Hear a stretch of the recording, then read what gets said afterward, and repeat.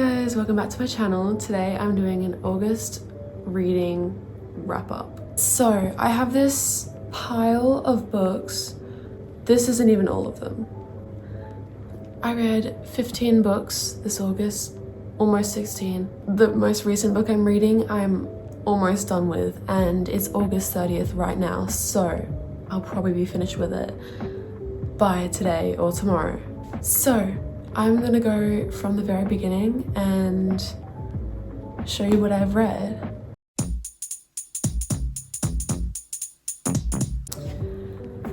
I just recorded the entire going through books and skipped my rating on them, so I'm gonna have to redo. First on my list is Killjoy by Holly Jackson. I got this on library books, so I don't have any more. It's a prequel to A Good Girl's Guide to Murder. It's not necessary to the story, but it's nice to know. It took an hour to read. If you have the time and you're planning to read A Good Girl's Guide to Murder, probably read it. Otherwise, it doesn't matter. It's just for fun.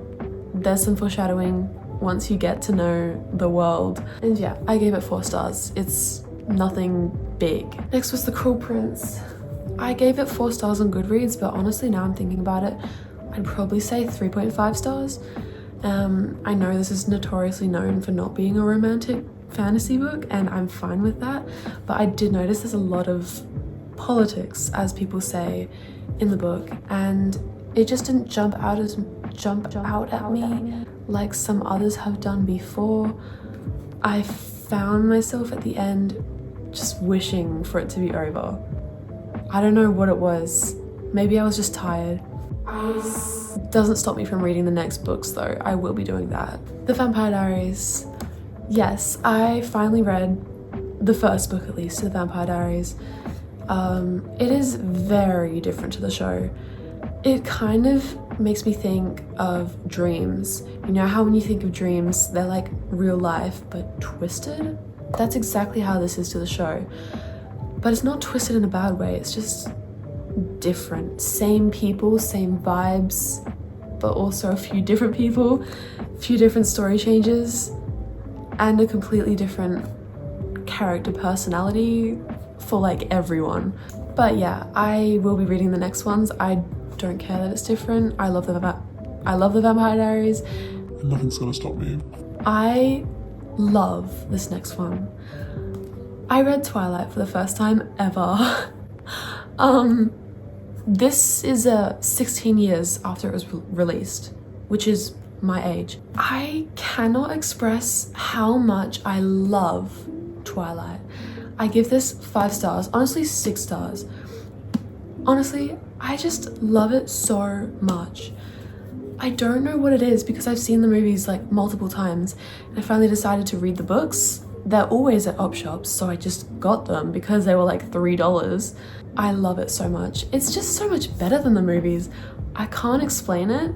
The characters are better. Bella is honestly a lot less awkward, and I hated how awkward she was in the movie. But yeah, I can't wait to read everything else about it. This next one is Twilight New Moon, and I am almost done with it. I've got this much left. I'm adding this to my August pile because I think I'll be finished with it tonight or tomorrow. Tomorrow, I have 2 more days. I'm sure I'll finish it. It's gonna work. But yeah, honestly, I'm on page 350, and I am really missing Edward. I really miss Edward. She's just depressed. She's getting close to Jacob. I don't love it. Edward is superior. The Ballad of Songbirds and Snakes. So this book I was never actually gonna read. I don't know why I was put off from reading it. Maybe it's the ugly ass cover that is sold everywhere now. I am so glad I did, because this book and the movie is incredible. Are incredible. This book and the movie are incredible. Anyways, they're incredible. I love them so much. I can't believe I put it off for like a year. The book, 4 years though. That's been out a long time. I wish I got the other cover, but it is what it is. It's really interesting seeing the character development, or rather, undevelopment, if you know what I mean. But yeah, it's just so interesting. I didn't think I'd be interested because it's Snow. Who would want to know about Snow's backstory? Apparently me, and I'm happy with it.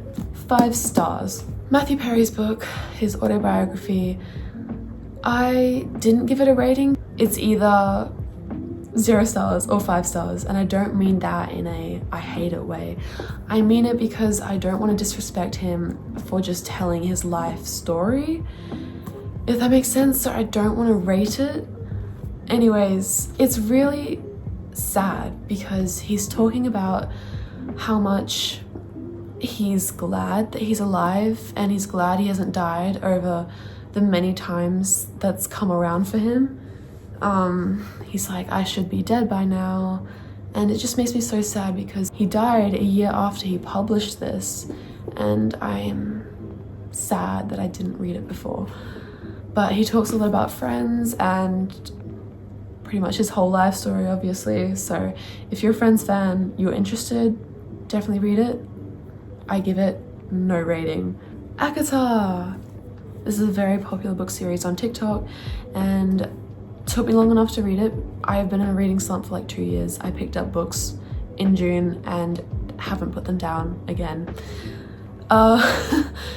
So yeah, I finally read this and I like it. I really like it. I don't love it. I heard the second book's a lot better. The third one maybe even better. So there's nothing putting me off from reading more of it. This one's a 4 stars. 5 Survive by Holly Jackson. This book was a library book as well, so I don't have any more, but it was very intriguing. I was kept on my toes the whole time. It's set over 8 hours, so like, you know, pulled out into one day rather than like a few months or weeks. If you like the thriller, adrenaline running kind of situations, read it. It's good. I give it 5 stars. It made me sweat. My palms were sweating reading the whole book the whole time. It was amazing. Don't read it at night. I don't know if that's just me. The Housemate by Frida McFadden, I think. I read this one on Kindle, so don't have the physical copy. I gave that book 5 stars. It's so good. The plot twists are great. I am honestly obsessed. I can't wait to read the next ones. It's just insane. There's foreshadowing at the start. You can kind of guess what's going to happen, but also not. And knowing that from the start, it kind of builds up, and the plot twist, amazing. If you're into thrillers, read it. Whisper by Lynette Noni. I've read Lynette Noni for her Akane series in year 8, and those are kind of okay. But this one is a sci-fi rather than fantasy, and I give it a 4 stars. I think it's pretty good. It's really good, set in Sydney. It's basically Stranger Things, but not scary. It's 11 in the lab type of book. She's a test subject. She's not seen real life for a few years. She's kept hidden underground in this lab, and I can't say any more without spoiling, but definitely read it if you're into Stranger Things. I don't know, but you should read it. It's good. I read this really short book on the Kindle called Evidence of the Affair.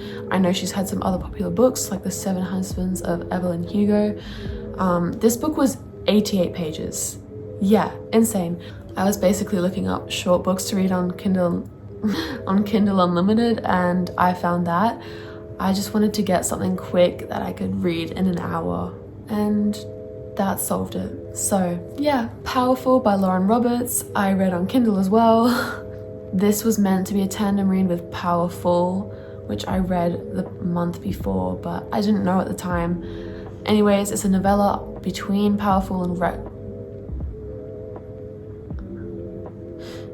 Am I saying it wrong? Powerful or Powerless? Powerless is the first one, Powerful is a novella, and Reckless is the second. Yeah, I am really sad. I'm really sad. I'm not spoiling, but if you... It was really heartbreaking. Yeah, I gave it 4 stars. Not spectacular, but it was really good still. Before the coffee gets cold, I got recommended this book on TikTok when someone replied to my comment, which was saying I wish there was a folklore movie or book, and they recommended me this book, which is not very similar to the folklore album, but I can see where they're coming from. I can see the vibes. This one was written in Japanese originally, and it was translated to English. It's basically about this cafe that can time travel into the past, and there are 4 scenarios of different people who go to the past for different reasons. There are a set of rules, things that make it difficult, and it's just really heartbreaking overall. People get closure though. It's just sad. That's why my mum didn't like it, but I like it. I like feeling emotion. I read The Lost Sisters, which was a novella after The Cruel Prince. It was really short as well. I read it in like an hour. It was also on Kindle, so they haven't released an actual book of it. It was alright. I gave it 2 stars. Oh, okay. It's just a retelling of the first book pretty much. I don't think it's necessary at all. Yeah. Ugh. The last book in this pile, Catching Taylor Crow. I only read this because I have to for English. I have nothing against it, but I had to read it for English. Therefore, I have things against it. School books. School makes me hate the books that we read. I don't know what it is. I just get bad vibes because we're just spending the entire English class annotating this book, analyzing the poems. I don't care. I don't care at all. Sorry. I'm sure you have a lovely book and I'm sure people can appreciate it, but I just can't. It's traumatic.